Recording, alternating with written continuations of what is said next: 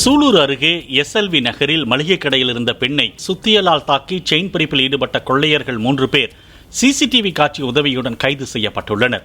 அவர்களிடமிருந்து கைத்துப்பாக்கி மற்றும் 18 தோட்டாக்கள் பறிமுதல் செய்யப்பட்டுள்ளதாக போலீசார் கூறினர். கைது நடவடிக்கையின் போது தப்பி ஓடி கீழே விழுந்ததில் கொள்ளையன் ஒருவனுக்கு கையில் எலும்பு முறிவு ஏற்பட்டதால் மாவுக்கட்டு போடப்பட்டதாகவும் போலீசார் தெரிவித்தனர்.